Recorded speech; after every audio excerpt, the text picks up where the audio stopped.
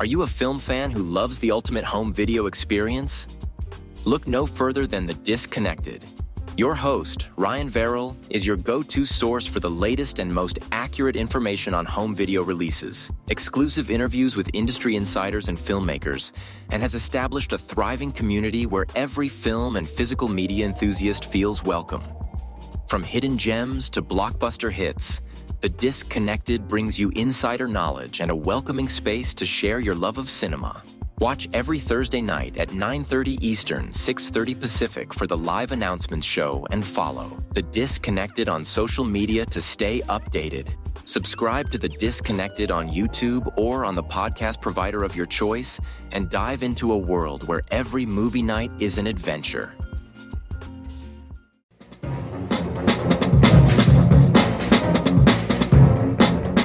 Hello, this is Aaron West. I am the author of the A24 New Wave.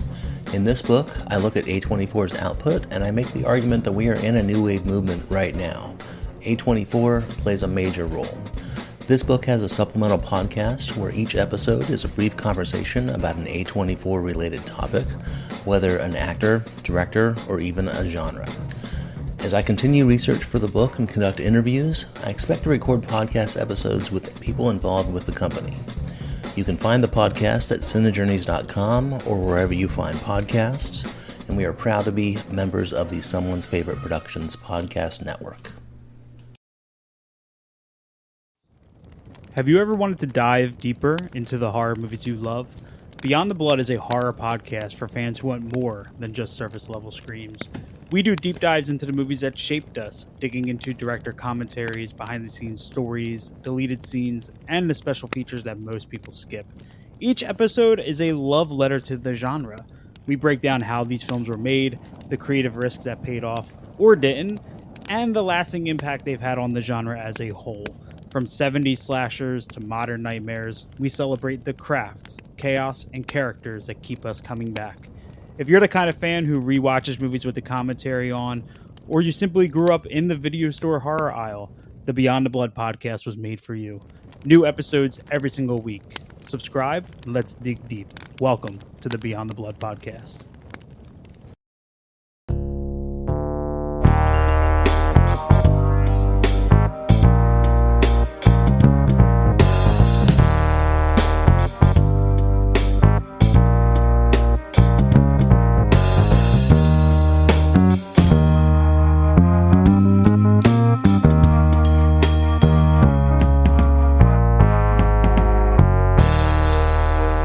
Welcome to the Life and Times of Captain Barney Miller podcast. I'm your host, Mike White. Joining me, of course, is the rookie, Mr. Chris Stashew. I wonder how much longer that title's going to stick because this is the last time we're doing this before it's the literal last time we do this. So, and coming to us all the way from the Uptown division, the internal affairs, as it were, Mr. Otto Bruno. Geez, I'd rather be the inspector than Scanlon? Internal affairs than Scanlon, yeah. Oh man, we're going to get a lot of good Luger in this episode of The Life and Times of Captain Barney Miller. I'll tell you that. We are talking about the last 3 episodes of the 7th season. I can't believe we're here already. Don't worry, folks. There's an 8th season. We're going to talk about some cliffhangers here. At least I'd like to consider the last episode a cliffhanger. We are talking about Vests, which is going to be tough to say. That dropped May 7th, 1981. The Rainmaker, which came out May 14th, 1981. And Liquidation, which aired May 21st, 1981. Those are the last 3 of the 7th season. Of course, we've got our friend Noam Pitlick, who has directed, I think, almost every single frickin' episode of this season. I think there were like 1 or 2 that he didn't. Yeah, Homer Powell was in there, but this has been a Noam season. This has been an interesting season. We've talked about how things are carrying over. These 3 episodes really play well together. But yeah, Chris, what did you think of the Vests? I thought it was a pretty good episode of the show. I mean, again, I think in terms of what we talked about on the last episode, in terms of this being a very typical episode of the show, it felt very typical. It felt like the kinds of storylines that we've seen throughout the run of this show. We have the A plot being the bulletproof vests or Kevlar that they're getting.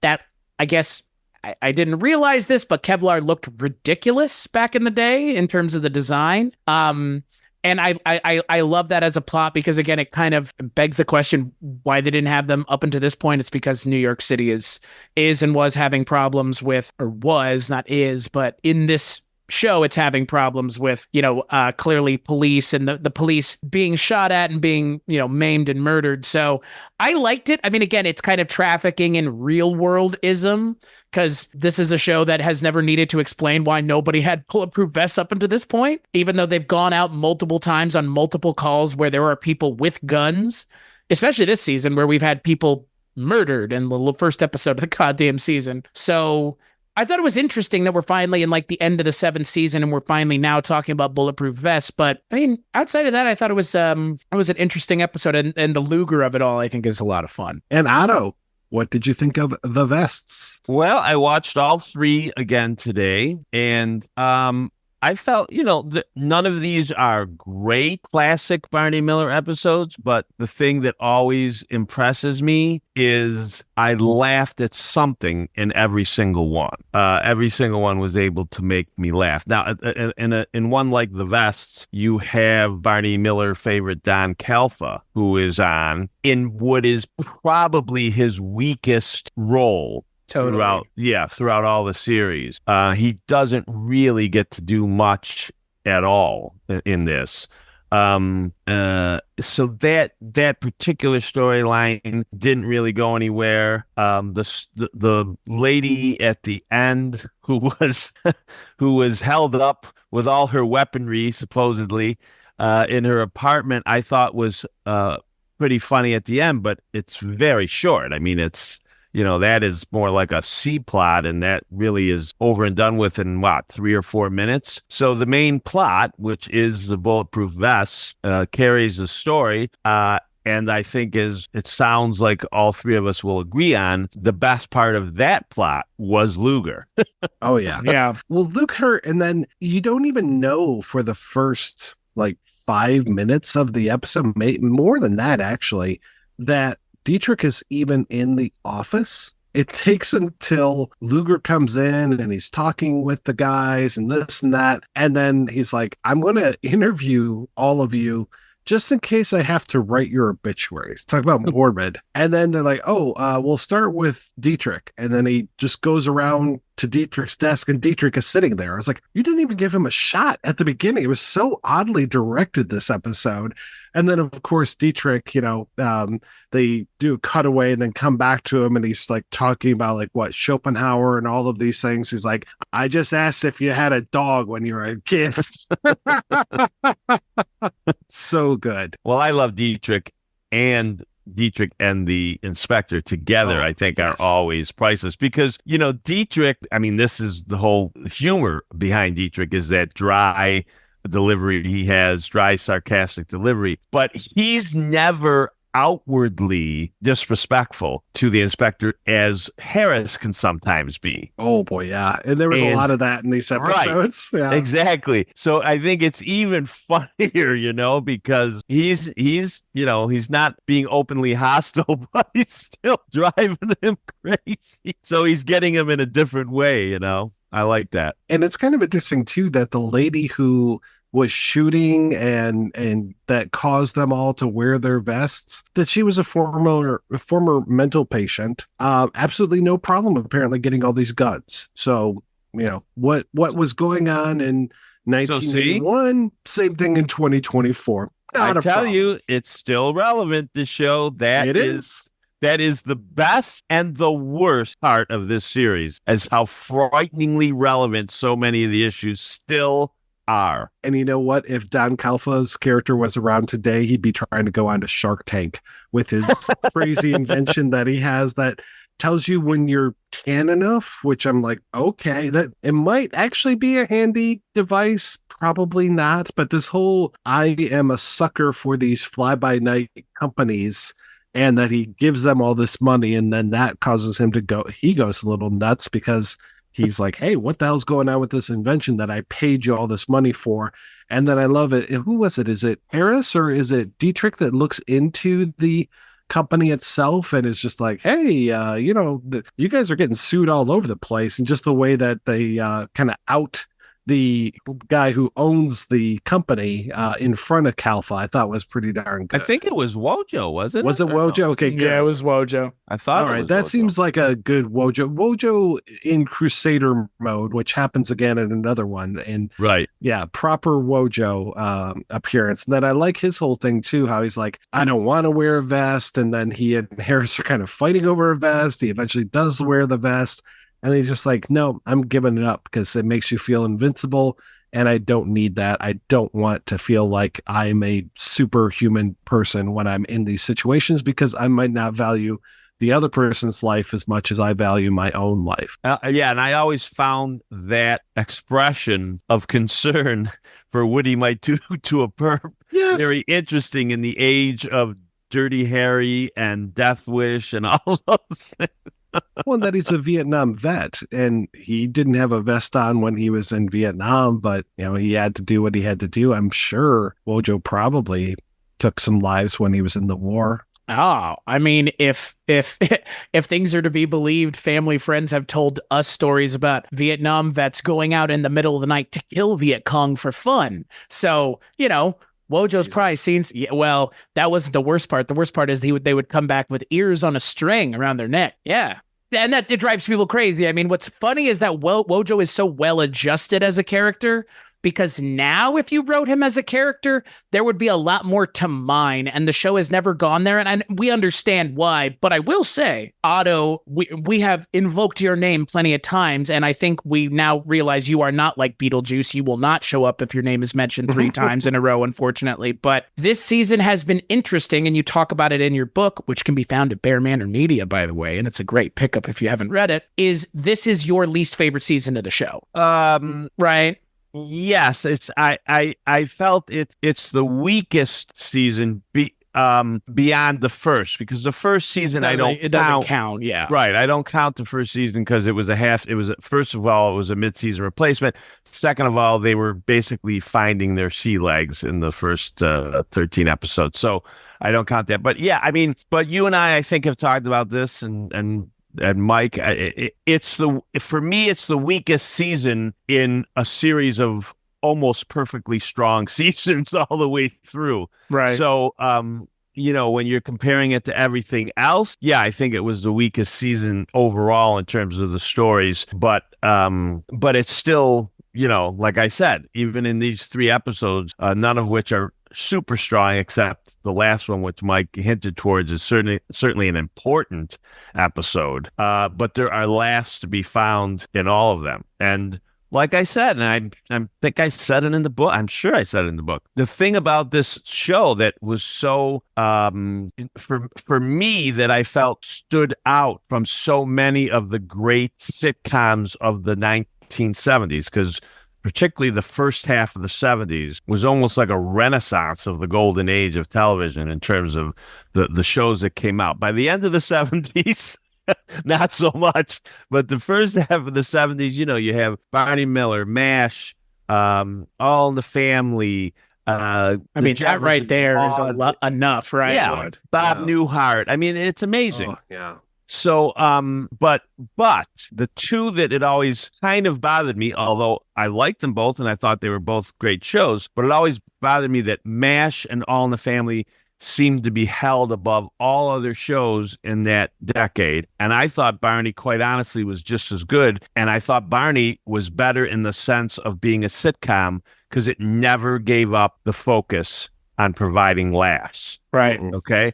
So it could do, and we will see this in the last episode we're going to talk about tonight. It could get very serious, but it would always provide the laughs. As I've said, I'm sure I probably said it on the show before, and I think you've already gone past it. There's only one episode, I think, could be wrong, but I think only one episode in the whole series where there's a subject that they just don't allow any laughter on whatsoever. And that was with the Nazi, the escaped Nazi. Oh, yeah. Oh yeah, with that the was joke this, store. that was this season. Yeah. With that was a powerful episode, and that was the only time I ever really remember them. There was nothing. I mean, and think about it. You've had, although it wasn't thought of the same way then as it is now, unfortunately, but you had an episode about a man raping his wife. It wasn't considered as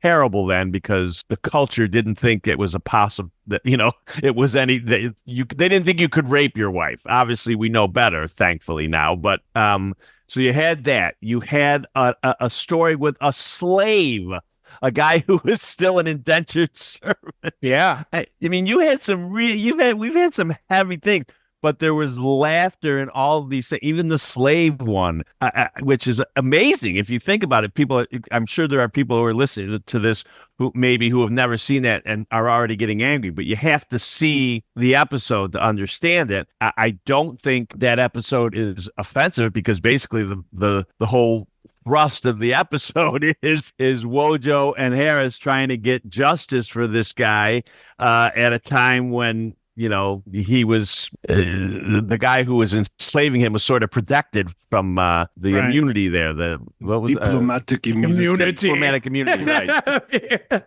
Exactly. Well, and I mentioned your feelings on this season, and you kind of already alluded to it, Otto, which is this season I think has the most, and the rape episode aside, which still has a laugh track, to be fair. This season has had the most serious storylines, I think, in terms of volume. Like, it's been not just one or two episodes, because the rape episode's like one episode in a season of episodes that are not it's not that they're not that serious, but like that's a pretty fucking serious topic, serious episode title alone. But this season we've had a character that has been murdered off screen. And then it's talked about being shot point blank. That's like the first episode of the season, I think.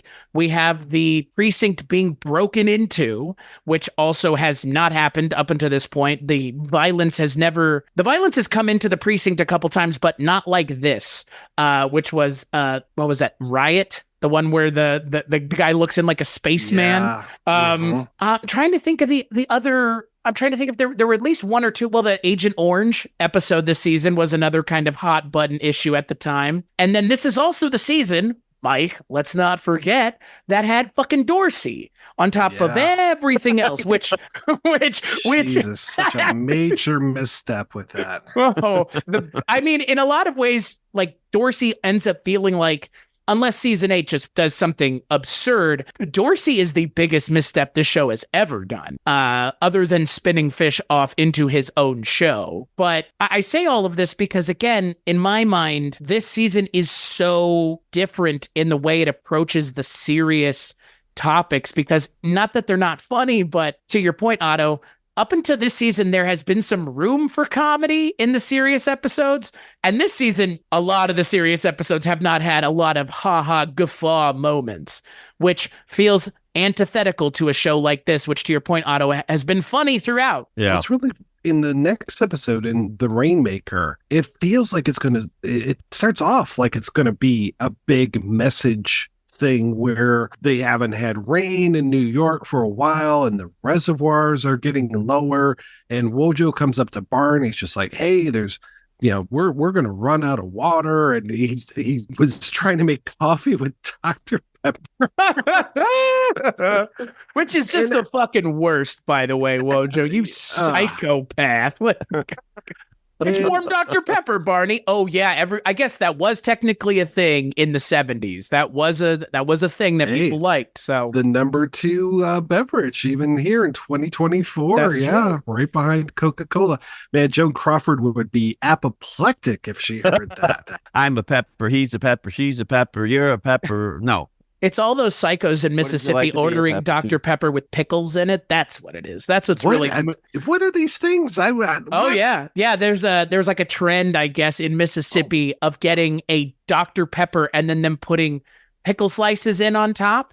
to the point where Sonic like knows it's a thing and will be like, you're gonna find your pickles on top of your drink. Like they know that. Wow. Yeah, I don't ask me. I lived in Texas for a long time. That is the South technically. I have never heard of that shit, so don't ask me about it. But Dr. Pepper warm was a thing. I know it was a thing, like straight up. I know. Yeah, I that know I Milk and know. Pepsi was, but Ugh. That sounds okay. I mean, it's like a float, but weirder.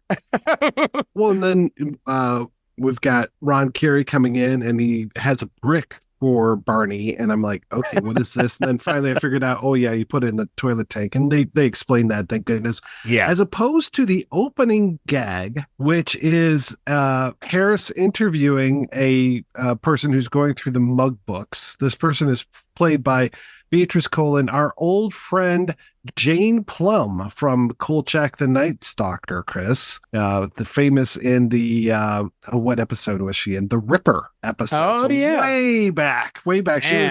She was one of those crazy dames that Kolchak couldn't stand. Those broads. Those damn She's broads. So good. I mean, she was like the one. I remember us being like, "Oh, she should be like a full-time person on here and almost be his rival or something." Like I wanted more of her. Not to If wax I'm not- nostalgically, but Mike, the Ripper was the first episode of Kolchak the Night Stalker, which means we talked about it in like 2015. Jeez. At this point, yeah.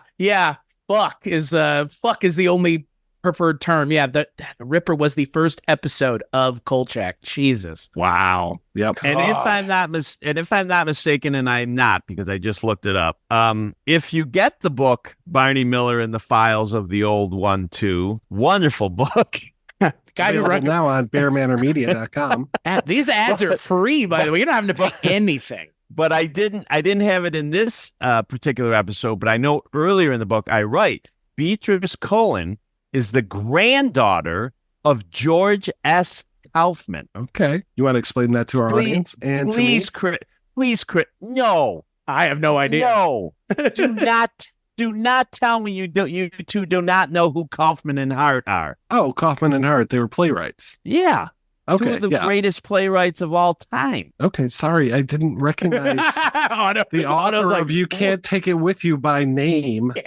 The man who came to dinner. The man who maybe. came to dinner. It's one of my Look at favorite. Otto assuming that we're smart and well knowledgeable I- about pre-code things.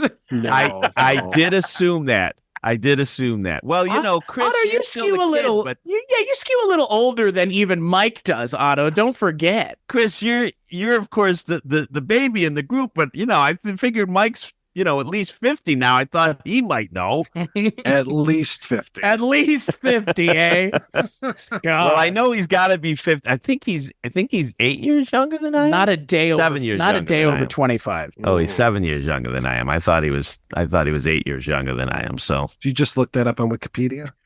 Look at Mike White's age. no, I just remembered. No, I will say I'm glad to see Violet Beauregard's father is the Oh, Leonard Stone. Yes. oh, okay. I was gonna Yeah. say Violet. You're tiny Violet. Oh, from Willy Willy Wonka. Wonka. Willy Wonka yeah. and the Chocolate Factory. Yeah. You don't know that one, Otto? No, Come I on. do. I That's know very 71. well. We're right here. We're No, I know that. yeah. Leonard Stone always played the great harried bureaucant on Barney Miller. Oh yes, and he is wonderful in that role, and he's doing the exact same thing here. It's an interesting reveal that they find this guy played by Pat O'Malley, who we've seen also on Kolchak the Night Stalker. We're really getting and plus major role, Chris, in the Gumball Rally, which we talked about on the Mercedes team. He's been on this before, been on Barney at least once, if not twice. I'm trying Two other remember. times. Yeah, he was. I Okay. think he was in a total of 3, if I'm not mistaken. Season 2, And- season 5, and season 7. Of course, as a growing up with Disney movies, I'm very familiar with him from all of the voices he did. He would be multiple voices in a lot of movies like Alice in Wonderland, The Jungle Book, 101 Dalmatians. Gosh, I'm trying to remember what else. He was just in a bunch of stuff. He's in the park doing this ritual to try to make it rain. First, you don't know what the ritual is, that there's a weirdo setting a fire in a park. and they run and grab him. And then they talk about this ritual that he's doing. And then you find out that he's a rainmaker. And then the twist that continues it is that he was hired by the city, hired by Leonard Stone to help make it rain. And of course, Stone is just like, oh my God, nobody can find out about this, until it then starts to rain and he runs back in and provides the proof to Barney. You know, he was basically selling out for Mr. O'Malley, and eventually does the right thing. And then he starts talking about how he's going to be the hero at City Hall. Yeah. He says, oh my God, no one will believe it. And Barney's like, yeah, you're probably right. Mm-hmm. And then his face just falls. I would like to see the sequel to this episode. I'd like to see, because at the very end, Beatrice Colin, who, man, oh man, you could see that joke coming a mile away when she starts talking about how things in the States are so different and yada, yada, yada. And you're just listening to her and you're like, she sounds very American. And of course, I'm just like, oh, she's Canadian. And then when they finally reveal it, and it's just like, okay. And then they continue to beat that joke into the fucking ground, man. Oh my God. Well, Canadians are so different from us, don't you know? It's so different up there. Just a couple miles north, and everything's different. And she should have given us at least one a boot. Or like talk about hoser. The washroom or something. Yeah. A couple sorries out there. Yeah. I'm sorry. Yeah. Let me check my schedule. Yeah, those kind of things. Wow, that's a deep cut shit. Do they use Schedule A? I think they do, yeah. I'm trying to think of some very other Canadianisms because Tim Hose. Pick them up. Yeah. Tim Hose. I probably have many of them integrated into my own speech pattern just because I'm so close. And she's from Windsor, which I found to be very Yeah. But yeah, at the very end of the episode, she and J. Pat O'Malley team up and he's going to teach her the rainmaking business. That's what I want to see. Where was that as the summer replacement on ABC in 1981? Well, the real question that I have is, where did Harris get his fucking outfit this episode? Oh my God. Because to quote Jack Black from High Fidelity, that is a Cosby sweater. A Cosby sweater. Oh my God. Harris, who has the best fashion sense of anybody other than J. Pat O'Malley with that fucking bolo tie. Am I right? Am I right? Yeah. But he's wearing one of the most hideous sweaters I have. It looks like, if you've ever worked or laid down carpet, it looks like the pad that's underneath the carpet. It's awful. It's just, you should be I know you're going through some tough times, Harris, but my God, that sweater is atrocious. And before we get away from J. Pat, because I'm a big, big fan of J. Pat O'Malley. I love J. Pat O'Malley, one of the great character actors. In the three, we mentioned he played 3 roles on Barney. Every one of J. Pat O'Malley's roles was a quote unquote criminal that you actually root for. He was never a malevolent. It wouldn't be possible for him. Right. He's too charming and of an old little man. Right. Exactly. And all of the appearances he made, I thought were great. So I was very unfamiliar with Bruce McVitie, who plays the guy who actually ripped off Beatrice Colin. Right. And the guy was in like 97 things. I think he just passed away in 2022. So there are still like shows that are airing now that his episodes are still pretty fresh, but I just didn't recognize him at all. I'm glad that they didn't go back to the well and get A. Martinez to come back again to play that same character, but he's basically playing that same kind of scuzzy Mexican Puerto Rican type character that rips off people. Was he? I don't remember. I didn't even think he was Hispanic, was he? Well, hopefully I'm saying the right person's name. Bruce McVitie, is he the guy that ripped off? Was he supposed to be a Hispanic? I don't remember the character's name. Oh, what was the character's name? Gerald Clayton does not sound Hispanic or at all, but well, maybe he wasn't, but he just is dressed so much the same with the jean vest and everything.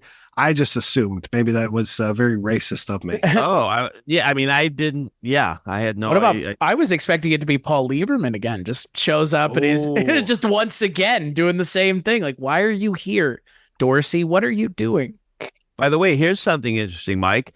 It was the first thing he ever did.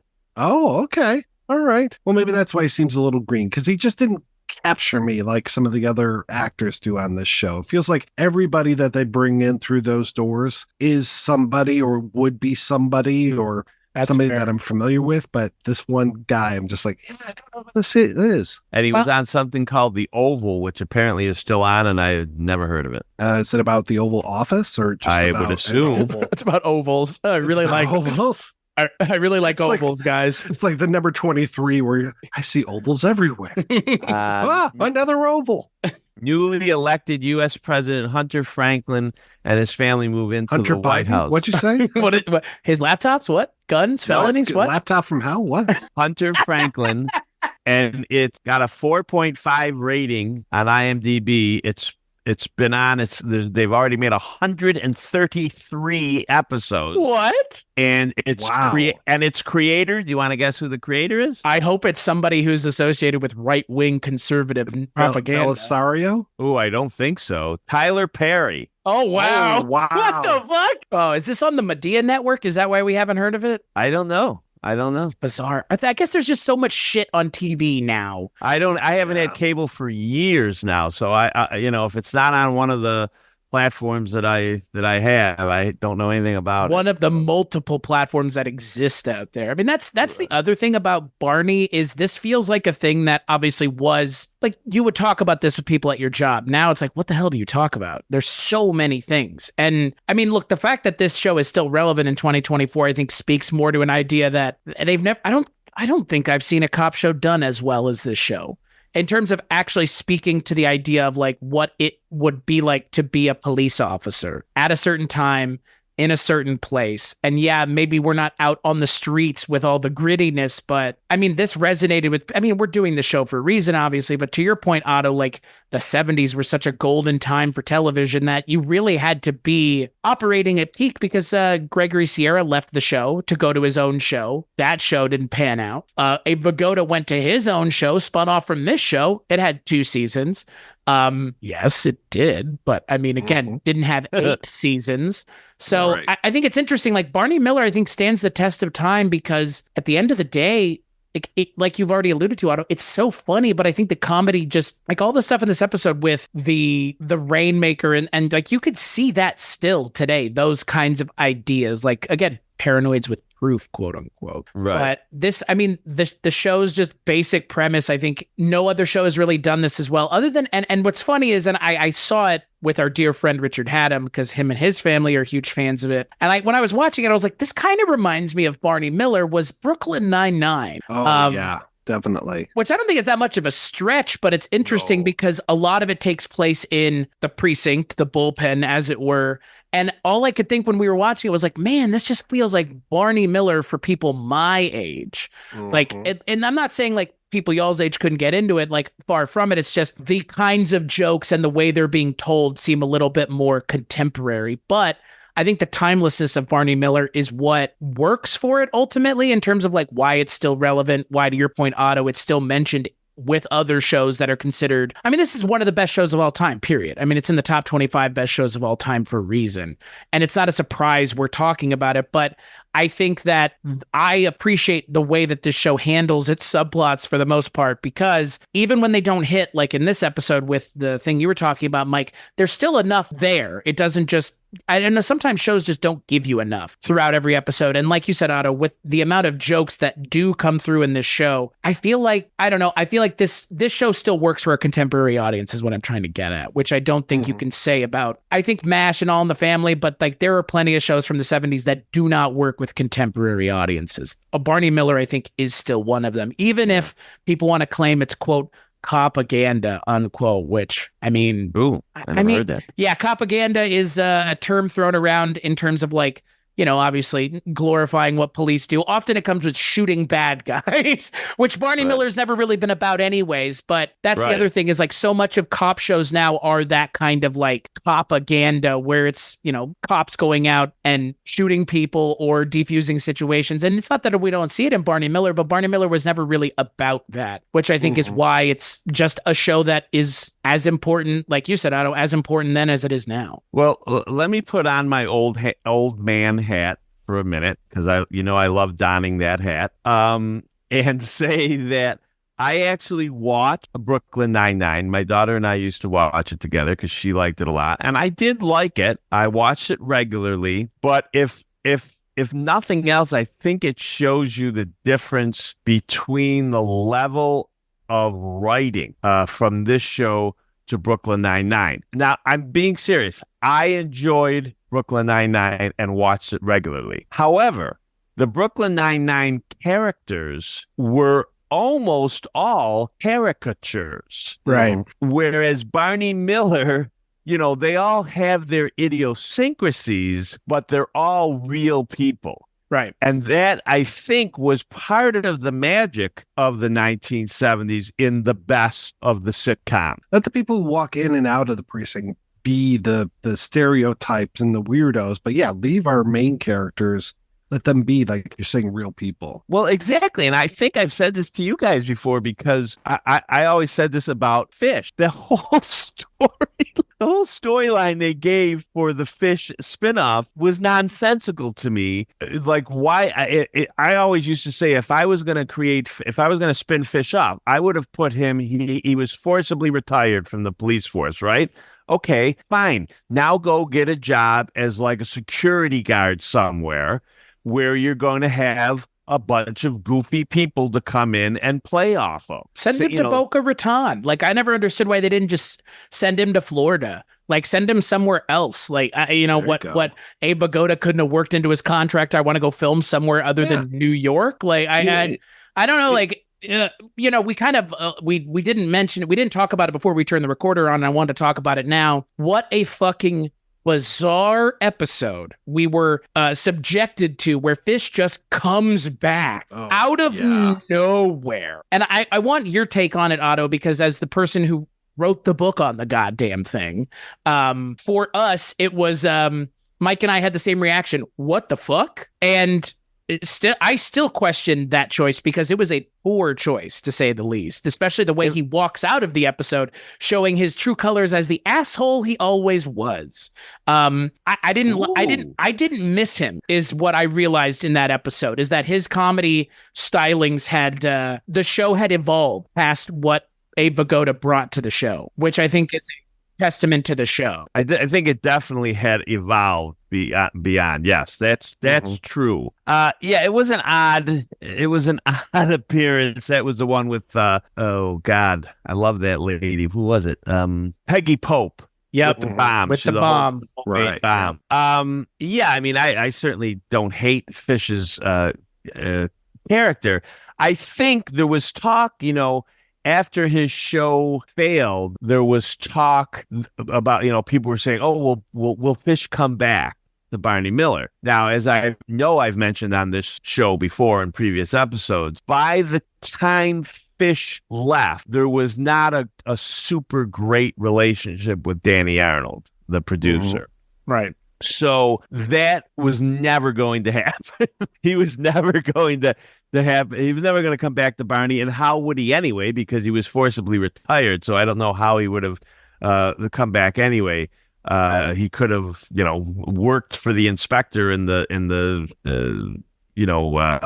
public relations office or something. I don't know. But, Fish wouldn't have done that anyway. So it wouldn't have made sense. So I don't know if this was just to kind of throw him a bone or what it was. But it does, because it is so late, too. It seems a little, a little strange. But it was also a way, I guess, to tie up his storyline because, he mentions that the city ran out of funding and closed up he and Bernice weren't running the house for the foster house and anymore. The children get really dark outcomes for their stories too, which was like, we get it. You hated the show. Fuck it. Fine. Well, look at what was it? They found the little guy dead in a ditch, and the girl had turned to prostitution, right? Or she got pregnant, or she's like 14 and pregnant or something. It's like right. It's she was forced to carry it to term. Right? Yeah, it's look at. Here's the thing. It was Fish's baby all along. That was the mid-season really twist. Dark. Whoa. They were shut down for a reason. Wow. What is this? Some sort of satanic panic thing from the 80s too? The House of the Fish by Ty West. Capturing the fishes. I spoke with Frank Dungan, Jeff Stein, and Tony Sheehan, who were the main writers in seasons 6 and 7. And I'm pretty well, maybe I never talked about this because we weren't up to that episode. But look at Chris, you alluded to it a few minutes ago. The two-parter that opens this season, the homicide episodes. Yeah. I talked to Tony Sheehan about this and said that from the day I saw it in 1980, it enraged me. I was angry. I felt betrayed. Okay? They didn't kill off a cop, but they killed off a recurring character who we had all come to know and love. And like you said, they did it in a very brutal way for this show, for any show, even like It's not even just for Barney Miller. It's just, this guy was murdered off screen by a shot at close range to his head. What? Barney, what? Like, right. And that is the worst part of it. But then also the not great part of it, and even though, as I was just saying earlier, that they always try to find humor, but when that was over, then it was like over. And it was like it wasn't something that hung on with them. And I said to Tony, I'm like, and he said something to me to the effect like, well, we thought it might be funny. We thought because it was so ironic, they thought the irony might be funny because they were homicide and they couldn't, when they said, well, now we can help him. And I said, what a hilarious joke to play. Wow.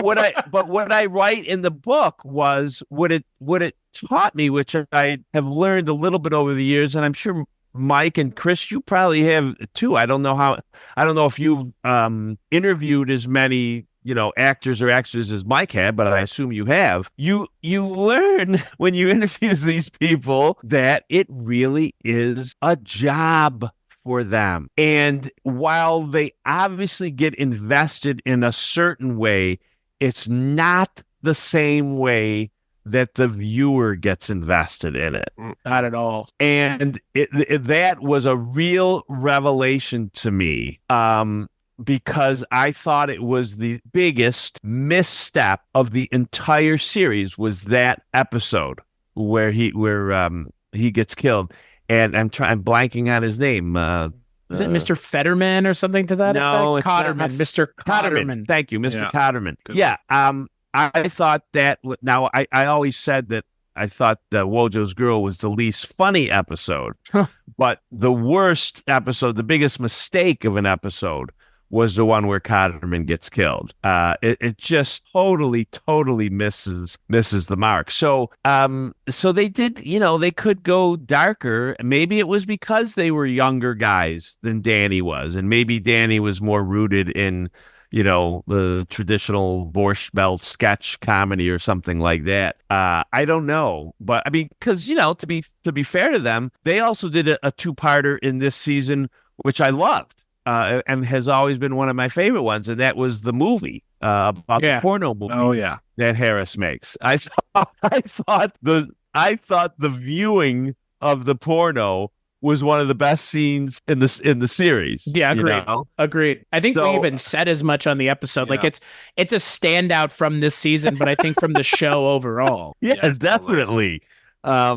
It honestly feels like a missed opportunity that they didn't do more things like that, where it's like everybody kind of interacting with one thing specifically. Even. Well, it was probably money too. Remember, you're paying more actors, so it's true. But it was. It doesn't hurt that it also had my all-time favorite Barney Miller perp in it, Mr. Roth. So he was never going to come back. And when he does come back in this episode, it's an odd interaction with them. All of them. It's weird. It's weird. And it almost strikes me as like the people that used to know how to write this character don't write for the show anymore. And it's being handled by people that are like, it would be a lark to bring him back. I mean, the thing that's weird to me as we're sitting here about to talk about the final episode of the 7th season of the show is Fish doesn't come back for the end of the show, which is like that's the moment where like we're conditioned as film watchers, TV watchers, depending on how you want to interpret it, either as a final film in a trilogy or the final episode of a season or finale, you're going to pull out all the stops and bring as much back and do as much pandery fan service nonsense as possible. And it's shocking to me that Abe Vigoda shows up in just an episode in the 7th season.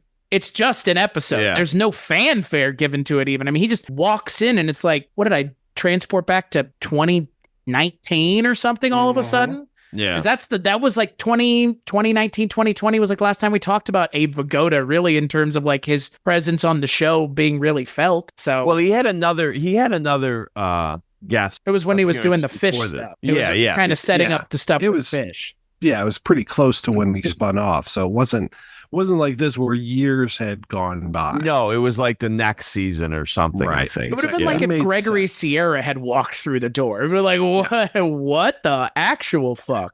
You know, it would have been really weird. Jack Sue comes back. Which is just that would be break out the Ouija See, board, boys. The See, seance. all you young kids have very dark senses of humor. Very dark people. We do. That's very All true. you kids, very dark. Speaking Oh, it of was dark people. No, not dark people, but just dark. Let's talk Oh. about the last episode of this season. Let's talk about Liquidation, which I thought when I saw Liquidation that it was going to have something to do with liquidating the police department or liquid funds or something. Oh boy. It Definitely is not the- Harris dropping the N-word. That's for sure. Oh my God. It was like, I thought that's what you were alluding to here. Like the show wow. the show finally went there. Season 7, final episode. It finally did it. Couldn't believe that N-word. I was shocked. I was shocked. I mean, I remember just a few months ago, some friends of mine were sending me clips from Sanford and Son. It was just like, Fred Sanford said the N-word a lot on the show. I don't remember that. And like now when I watch those clips and when I think about it, I'm like, yeah, I guess he did. And that kind of makes sense. But at the same time, it just doesn't feel like a prime time word, And yeah, and then Harris just kind of dropping it out of nowhere.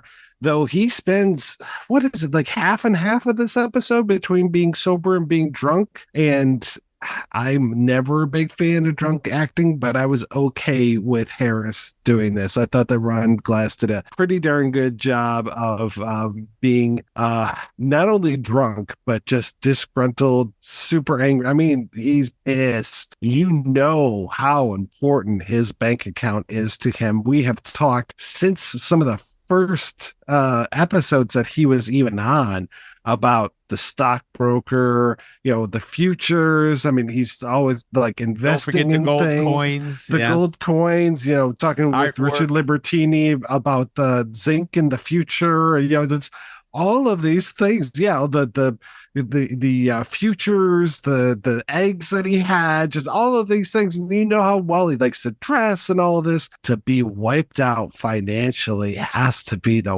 worst thing in the world for him. He's going to have to start dressing at like freaking Kmart now, man. Is that worse than having to listen to Walter Olkowitz sing? Is that worse? Wow. Oh, now wait a minute. Now wait. Before we get to Jacques Walter- Renault himself, folks. Yes. Before we get to him singing, because I think that part is hilarious personally. But yeah, I mean, the obvious stunner in the episode is Harris's dropping of the N-word. But I say in the book, guys like me, we grew up in the 70s hearing that word. I used All in the Family in good times, but I forgot. Yeah, Fred used it all the time as well. And Fred, in fact, he might have used it the most now that you say that. So it wasn't as shocking in terms of the time period like it would now on anything, but it was very shocking for this show. One of the other things I've talked about in the book that you and you guys and I have talked about in previous episodes was, as we kind of hinted at earlier in this episode, it took that first season for them to kind of find their characters. And Harris was much more, I don't even know if I'm allowed to say He was more jive. Yes, thank you. That was exactly the word I wasn't sure if I could use. No, it's okay. We know, Otto, you don't speak jive. But- it's fine. We'll get you a jive interpreter. His mama didn't raise no dummies. He didn't rap. Give me some slack, Jack. Exactly. Right. So So it was very, and what's interesting, Mike, is I happen to be someone who loves drunk and high scenes in shows if they're done well.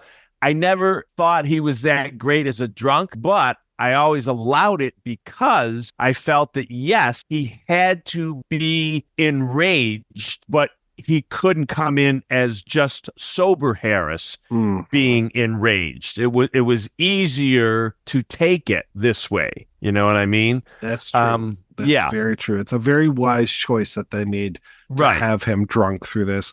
And even after he sleeps for a little bit, he's still drunk. But I think he's more angry at that point than he's drunk. Well, and you can't get the joke of him pretending to look for his gun to shoot the guy with him sober either. Which is like, shit, if he thought he's just going to murder this poor bastard. And of course, that's exactly what I've been talking about in this whole episode. That last part of it, those last few minutes or whatever, that Harris is just pouring all this stuff out and your heart's breaking for him, whatever. And it's really sad and dark and serious. And then you have what Danny Thomas used to call the treacle cutter, where he puts his head down on the table and he's just disgusted. He's on the verge of tears. And the guy who sings to overcome his anxiety starts singing High Hopes from the jail cell. As however much you could have anticipated that coming, I don't care. It's still funny. I knew it was coming and I still laughed. So it's very funny. And that I mean, that whole whoops, there it goes, and just the way that it goes on, they think they repeat that 3 or 4 times in that end of that song. Yeah, it's great. I trying to remember that was used in a movie to great effect as well, and just how weird of a song that is too. Yeah, don't tell that ant that he can't get that rubber tree plant, man, because he's going to have that high hopes, and eventually he's the little engine or the little ant that could. So yeah, I guess it's way more than half this episode because it's about 6-7 minutes into this that Harris comes in completely blotto. It's very quick that he has lost his case, and that he is going to have to pay all of the money to that shyster. Good old Ripner. Oh man, oh man.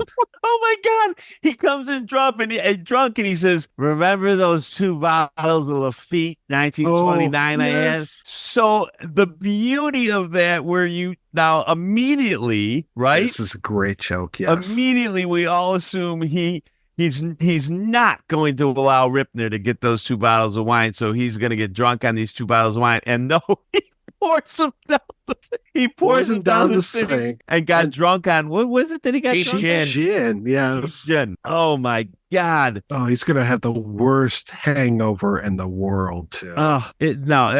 Everything about, and like Chris said earlier, when he is drunk, before he goes to lie down, Barney takes his pearl-handled revolver from him, so that when Olkowitz does start singing, he immediately looks for it. But that moment when Barney has him laid down, I mean, this is this episode encapsulates so many of the things that I love about this show, which is so much of the camaraderie between these guys. He lays him down on his couch in his office, and then he goes and he gets a freaking blanket out of the bottom drawer of that filing cabinet. I love that. And then I also love that, he's talking, I think, with Wojo, barely any Dietrich in this episode, but talking with Wojo, and he's like, yeah, I got to write him up, but nobody's going to see the report.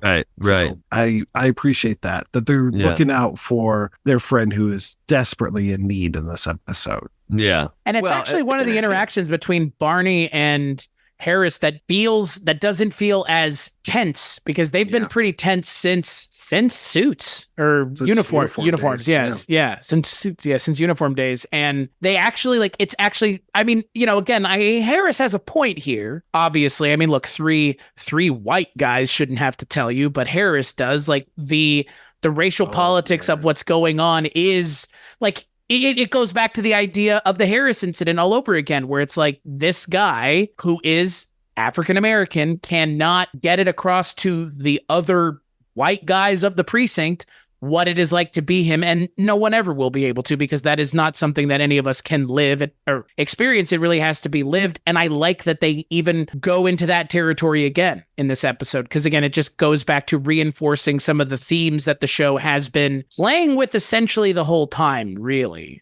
Probably since like second season, maybe not the first season, but definitely the second season. But I love what they do, how they have this very serious moment with him talking about, being kept down by the system. And then he starts to talk about his dad and lays out what his dad was doing. Then he talks about his mom and lays out what his mom was doing.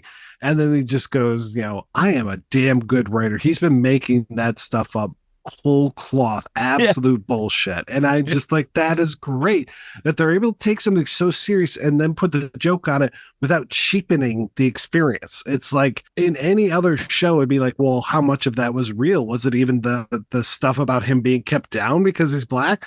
No, at a certain point, he switches gears and it is bullshit, but the rest of it is so real that he almost has to switch into bullshit mode to be able to soften it and to be able to live with it. Right. Well, again, he wrote his book, and then he got it taken away from him. Yeah. Well, but so Barney says to him very softly after he gives him that story, he's like, I didn't know that. And then he's like, I made that up.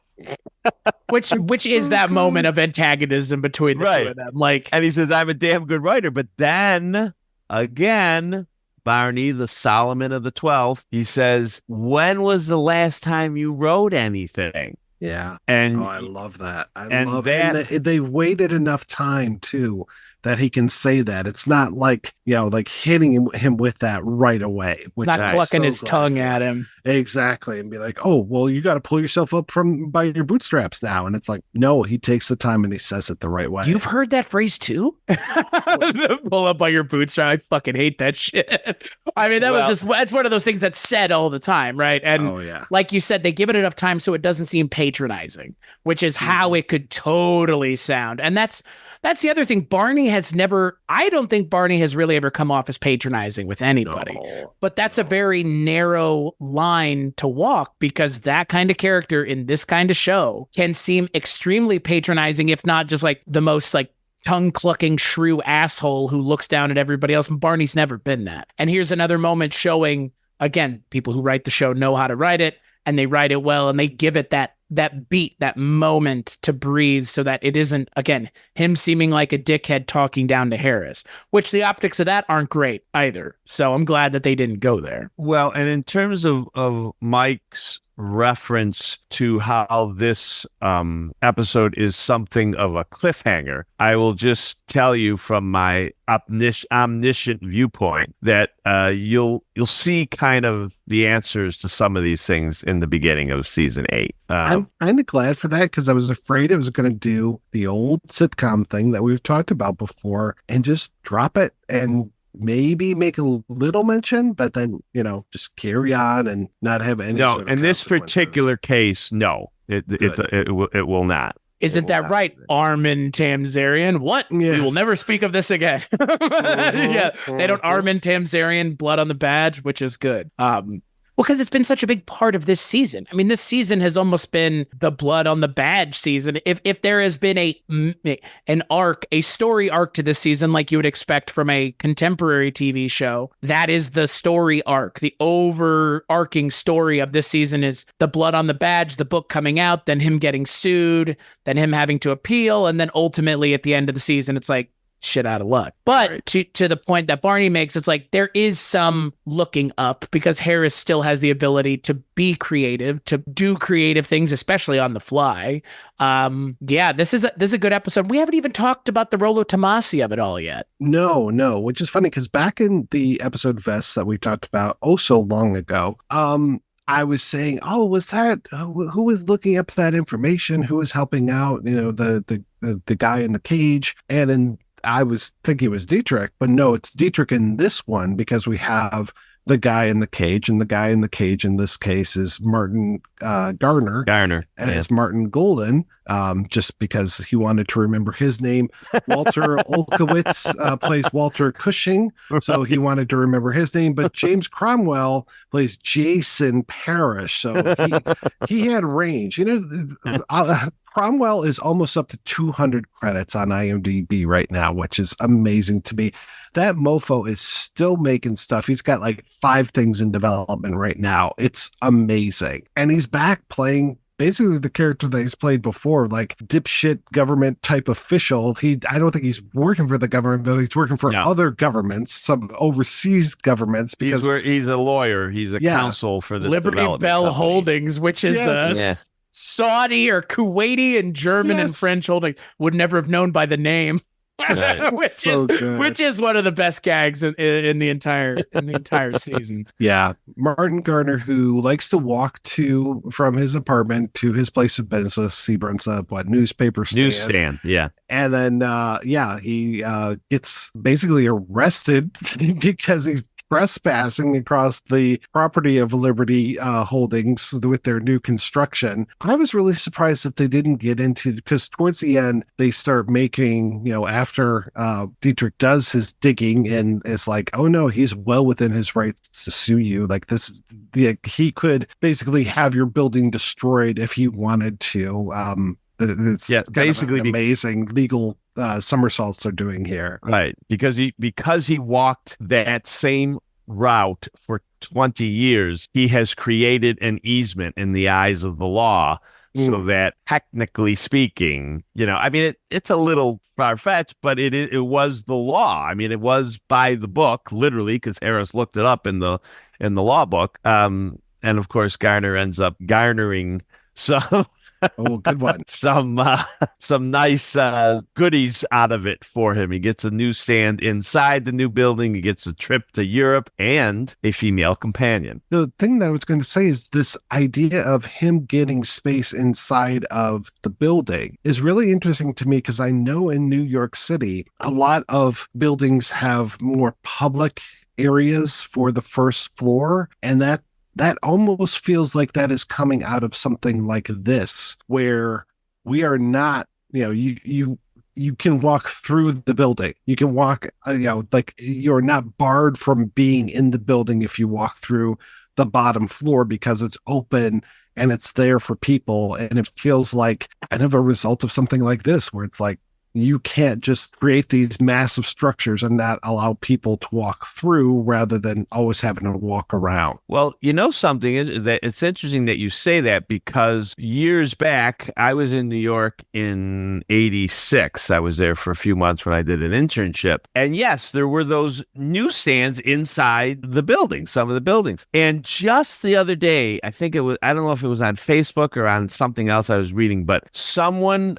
did one of those photos where they took a picture from the opening credits of the television show The Odd Couple, when Felix and Oscar are sitting on the bench in the park eating or something. And they took another picture currently from the same vantage point, although obviously Felix and Oscar aren't there anymore. And what was I mean, it shouldn't be amazing to me, but it was kind of amazing to me. That show ran from 70 to 75. That particular shot was not from the first season. I know that, so I don't know when it was taken.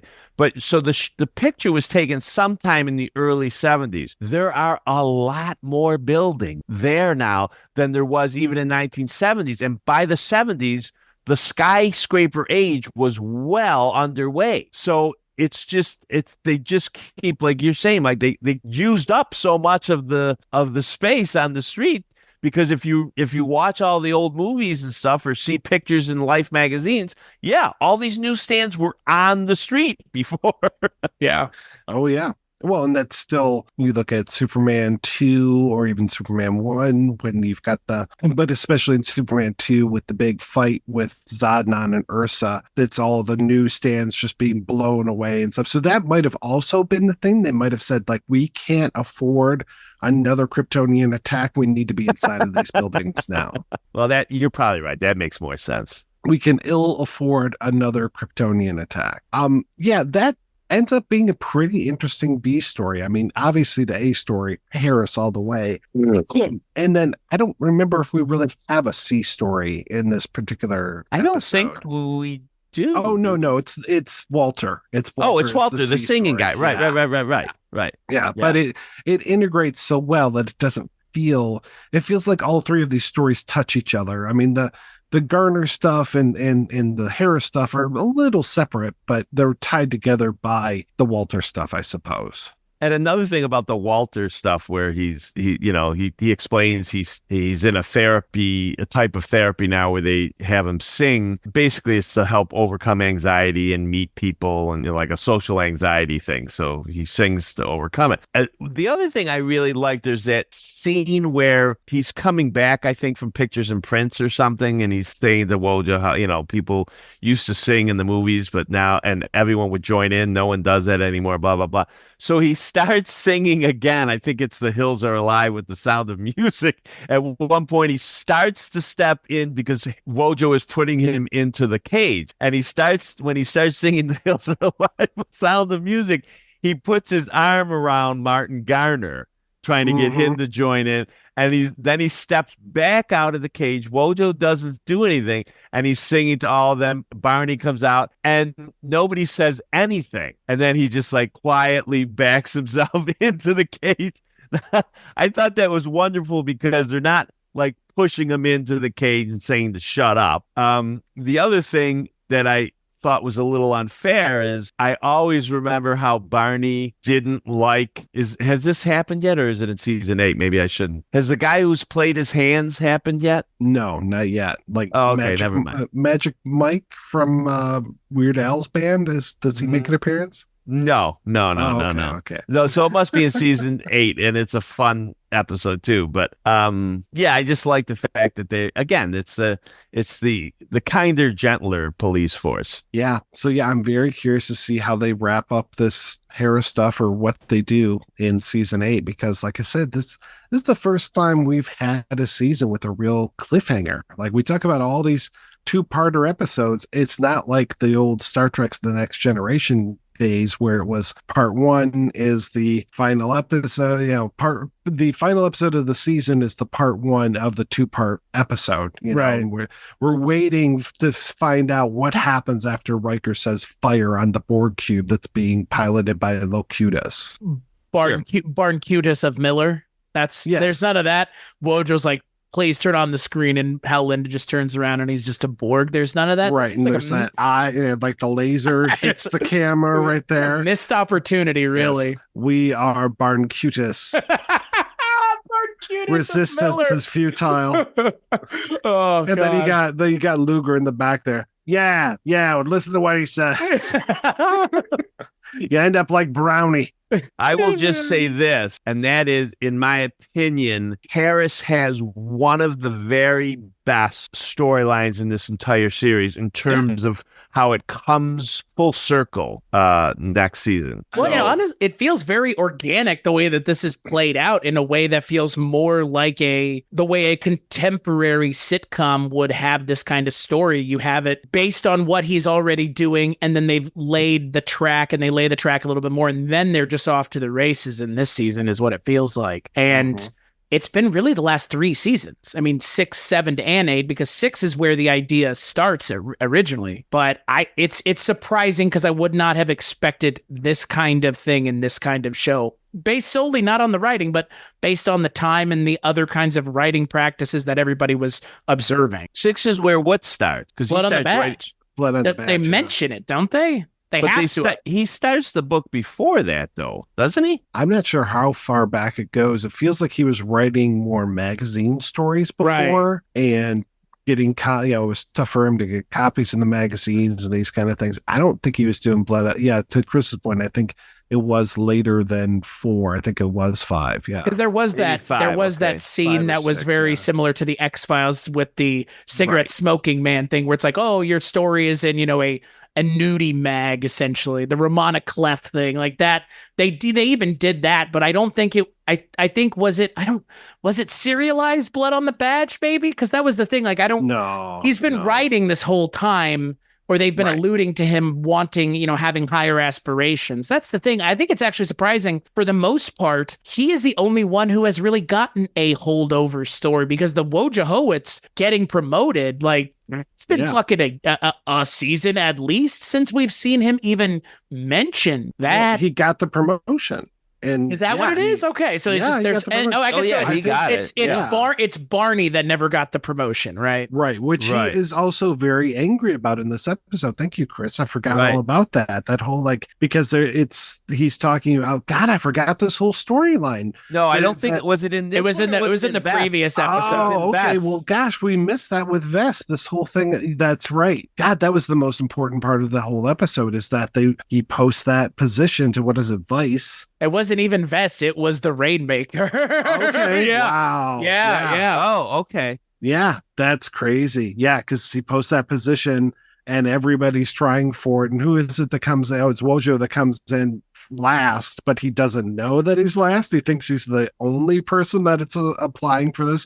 Right. I was glad that Levitt's just like, well, if people move on, keep me in mind. And I mean, Levitt's still banging that drum, but he's banging it in such a better tune these days than he was the first few times he was on. Where it was like, get rid of this guy. Wait a minute.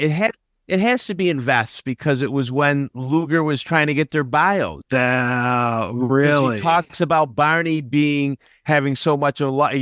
I don't have anybody. I've never really had much of a life. I don't have any kids. I don't have any. I thought that's why it was. It's split up. They split it up into the 2 episodes. It isn't because the Rainmaker. We talked about the Rainmaker part of it, but yeah, the idea that we're already seeing them trying to leave. No. Yeah. I know what it was. It's in Vest that he says I can't even get what do you call it, to be inspector or deputy inspector or something like that.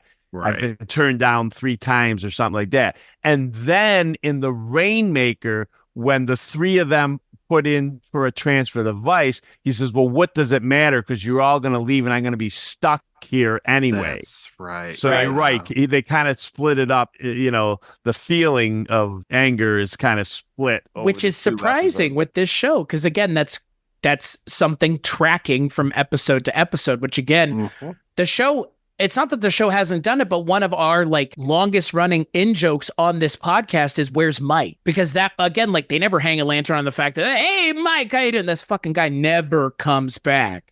Oh, my God, let it go, Christian. I refuse. About this from the I refuse. beginning. It was the second season. Well, I could talk about how they mismanaged Barbara Barry some more, but since she's not on the show at all, who cares, right? Clearly nobody other than me. Yeah. By the way, Mike was, oh God, who was that great character actor's name? My friend Art Matrano. Tim Madigan. Yeah, I'm going to say Tim Madigan's going to be angry at me. I'm forgetting Art Matrano's name. But again, that's just again, to point out that we don't expect this show to have carryover from episode to episode. I mean, sometimes the names on the board are names of people we've seen before. Sometimes they're not. But it is interesting this season and the last season, there definitely feels like more of a concerted effort to have something through lining through the season, which again, feels a little bit more contemporary, which I appreciate. Well, again, obviously, if you read the book, I think Danny Arnold was a genius. But here again, he's not here in season 6 and 7. And you have younger men writing it. All of those guys learned most of what they knew from Danny, but they were still, it was still coming through a different lens. And Danny was more old school comedy writing. So that could be an explanation for that. So as much as they missed the mark with Homicide, they made up for it in other areas, maybe. Well, and again, I think, it's interesting because Harris ends up getting that story that ends up being the story. And I mean, look, of all the characters in the show, I think it would be not even unfair to say it, but I think he has shown the most growth as a character. Really, Wojo Howitz kind of stagnated around the end of season 5, midway through season 6. He's kind of not been as important of a character to the show as some of the other characters have been, especially Harris. But Harris has had a lot of time devoted to his storylines throughout a lot of the show, but definitely this season. I mean, whole episodes have been about him pretty much. Yeah, no, I totally agree with you. I really thought when we were first talking about this show back in the early seasons, I really thought and had remembered it being much more of Barney being a father figure to Wojo and Wojo growing through this whole thing. But yeah, I would say you're right. For the last season and a half or more, it has been more, I don't want to say the Harris show because it's definitely just shared, but he has really come to prominence in a fantastic way. Yeah. Look, Ron Glass is an amazing actor, so they picked the right person. But if they had picked any of the characters, there was a lot of Ron Carey there for a while, and that was not unwelcome either. I mean, there was a season, was it season 2 or 3, that was like all fish. It was like Abe Vigoda heavy. Every joke went through Abe Vigoda's character. So, and I think season 5 was Landisberg, when he would like every joke was like punctuated by him doing something. So this for sure has definitely been Harris's season. I guess the question that I have is, as we bring this season to a close, what will the last season look like? Because God, I can't believe we're here already. Like, it is kind of insane. I mean, this is the longest show you and I have ever done together, Mike. I mean, this is 7 seasons of television that we've worked through. That may be the case, but I'll tell you what, that especially in the last year of Twilight Zone 85, Dreams for Sale felt like the longest show we ever did together.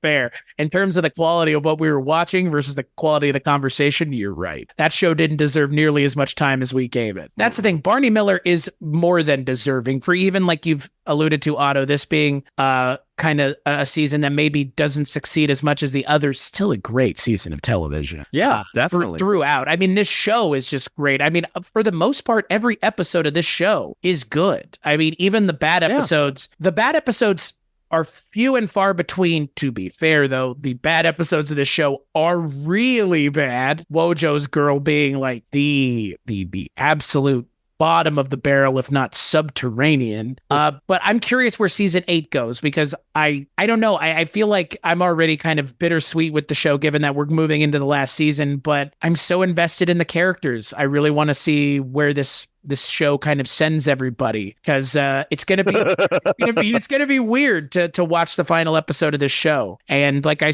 kind of alluded to in the opening, this is the last time, before the actual last time, that we get to talk about an entire season of the show, because next time we do it, there will be nothing else to talk about. So, well, I'll just tell you that while you will know, for the most part, not entirely, but while you'll certainly get a good idea of where they're all going, you won't really see them. So I hope you're not expecting that. No, I don't know. I don't expect any of that. Right, but you will know for the most part where they're all going.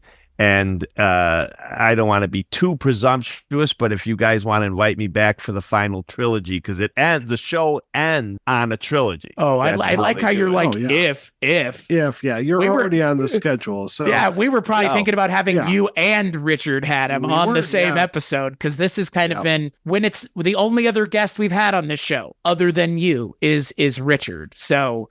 And it's kind of been at the end of the season for you and at the beginning of the season for him. So it's like, why don't we just bring the best of both worlds? Speaking of Star Trek. We'll talk off the air about any other possibilities. But yeah, I'm excited to see what the 8th season brings, because again, we've never spent as much time with characters on a show as we have with this show. So I will tell you right now, you being the listener, not Chris and Otto, I'll tell you right now that we have 7 more episodes of Barney Miller discussion ahead of us. Wow. Though we have an 8th episode in the hopper. Well, not in the hopper yet, but it's in the works, let's say. We're going to come back next month and we're going to talk about fish. I figured it's been enough time. We're going to have to do it. We happened upon the 2nd season of the show, so it's now available to us. So I don't know how we're going to do this, Chris. It might be some thumb wrestling or something, but I'm not going to watch all the episodes. You're not going to watch all the episodes. Well, hold on now.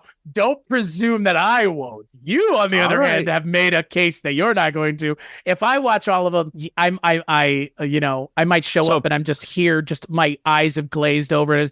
Do you watch fish? I've been driven insane by the cosmic horror of fish. As someone who has seen all the episodes, let me just say this to you, Chris. If you do watch all the episodes, you might want to think about getting some mental health counseling for masochism, because you'll definitely have a deep masochistic streak in you if you're able to watch all of them. Well, and that's the thing. I mean, I already alluded to it. Like Abe Vigoda's comedic stylings have moved so far out. Like I know Otto, when I said he was an asshole, I probably should have clarified why. I don't want to hear about how much you hate your wife anymore, dude. Like, give it a rest. Like, Henny Youngman did it better than you. Come on. Like, Henny Youngman did it best. And Abe Vigoda, that's the thing. It was like they didn't understand what made Fish funny. So they just went to the barrel of he hates his wife. And it's like, we are well aware. If anything, this motherfucker's just gone about every other sentence saying, I hate my wife. Seriously. First of all, seriously. wait a minute. You're wrong. Oh, here we go. He doesn't hate his wife. He loves his wife. He speaks horribly about his wife. Right. He doesn't hate her. Again, and I know this goes back to the beginning for you and I, Chris. It's of its time. Oh, I get it. No, I appreciate. That's why I said Henny Youngman did it better, because right, it is of a time. Like, it's of a time, because I always used to say I never liked what's her name, Joan Rivers, because all the jokes were about her husband, and I didn't really care for that much about all the comics who made jokes just about their wife. It's not a great, it's a vein that gets overdone, really. Yeah. Right. No, I mean, I get what they're getting at, but he doesn't hate his wife. No, he loves Bernice. Sure, but again, sure. The lip service goes a little too far. Yeah. Yeah, I get it, bro. Exactly. But like, fucking come on. Like, look, let me put it this way. While I appreciate he probably loves his wife, if I met someone who talked about their spouse that way, I'd be like, why are you fucking still married? You seem like a miserable asshole. Like, and your spouse might make you a miserable asshole even. So, I mean, again, it's just there was so much more comedy to mine in the show. And on top of everything else, it goes back to something that I have talked about plenty of times, which is the spouses and the kids and the romantic interests ain't got a soul to fucking go to bat for them on this show about it. Like, nobody cares about that with this show. I don't care about it. You don't care about it. Mike doesn't care about it. Nobody cares about their lives outside of the precinct. And it was made apparent that was the case, because anytime they have people who are family or related or, again, significant others, when they show up, it's like the show grinds to a halt, because I don't care what they're like outside of the precinct, because they haven't done enough to justify. They've never even gone about really showing it. The amount of times they've shown the outside of the precinct can be counted on probably two hands at this point. Shit, the amount of times we've seen anything other than the same 2 or 3 shots in the precinct can be counted on one hand, because we've seen the inside of the bathroom one time in 8 seasons. One time. The same time we found out they apparently have a cleaning lady at the same time. So, don't forget, they don't bother themselves with bullshit they don't need to, which helps with this show's approach and the timelessness. It's like, I don't care about the sex lives of people in the 70s, and the show doesn't care either. Right. You said it. The writers didn't care about everyone else's family. It was only a workplace comedy, and one of the best workplace comedies ever. I'll say the one thing, though, about the bathroom. Why do we only see the bathroom once? Simple. Again, this goes back to really early comedy writing. This goes back to radio comedy writing, because what we imagine in our mind the bathroom to be is far funnier than whatever we could see when we see the bathroom. Right. So they kind of broke that for us, because of course Fish's humor was not just about his wife. What else was it about? It was about his age and him being old. Him being old, and all his sickness and ailments and all that stuff. So, Which they did. They did kind of even go there. I mean, they went there in that episode. Even they had those moments too, right? Of like, oh, I'm old. Like But I got bad news for you, Chris. If you don't like, I know, right? Don't watch more of Fish. Yes. I was like, this doesn't bode well for the guy who said he's going to watch all of Fish, does it?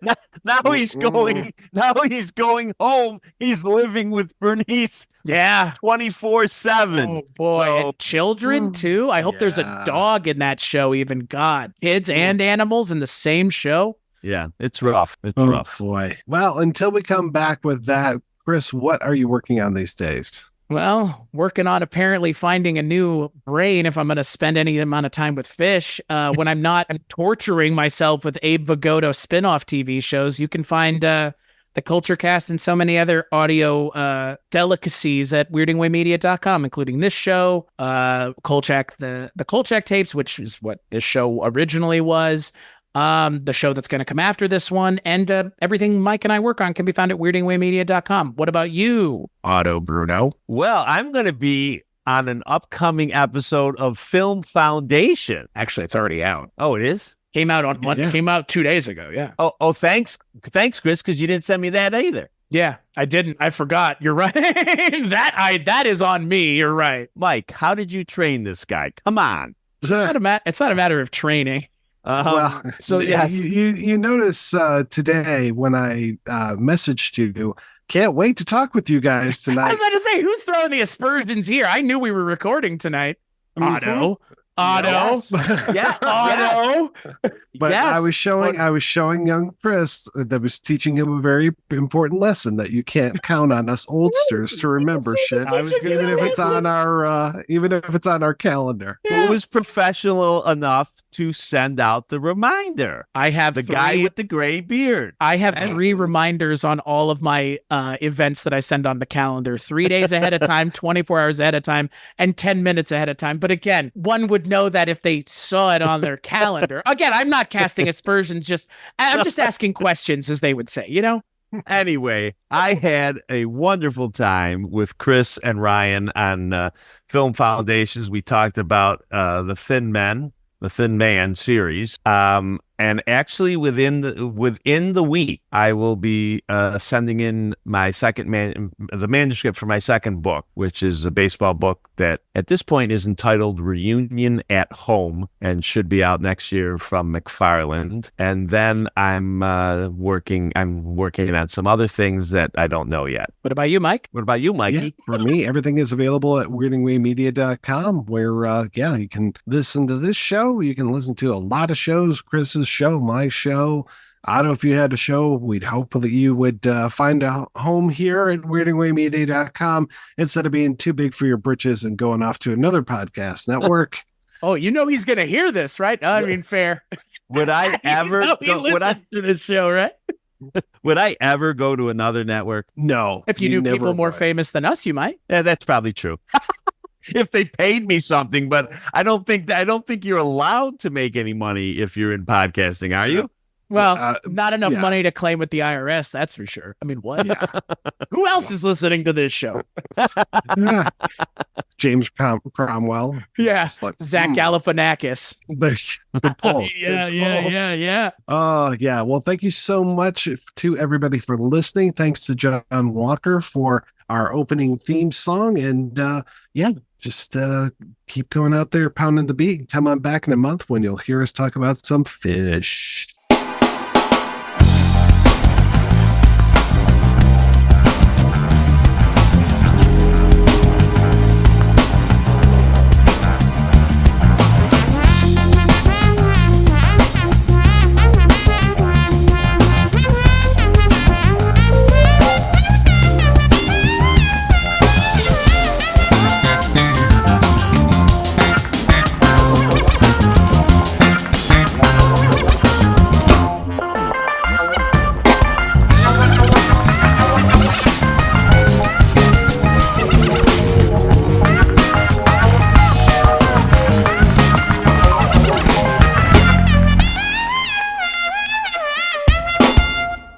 Hello, my name is Kevin Tudor, and I'm one of the 3 hosts of Almost Major, a film podcast dissecting many major indie studios and the films they release. Every week, myself, Charlie Nash, and Bryden Doyle discuss overlooked, forgotten, or bona fide classic indie films via studio-specific miniseries. We've previously covered numerous films from Artisan Entertainment, Lionsgate Films, and New Line Cinema. Titles including The Blair Witch Project, American Psycho, Dogville, But I'm a Cheerleader, Saw, Requiem for a Dream, and Ringmaster, you know, the Jerry Springer film. Anyways, we have a fun time every week and we hope you will join us. Subscribe to Almost Major wherever you get your podcasts. Now proudly a part of the Someone's Favorite Productions Podcast Network.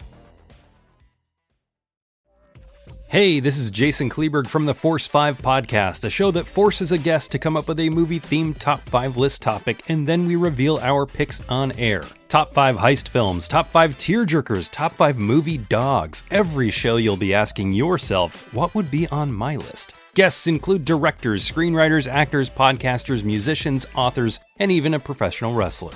Subscribe to the Force 5 podcast, and you won't just be a listener, you'll be a list nerd. The Force 5 podcast, available wherever you're listening now.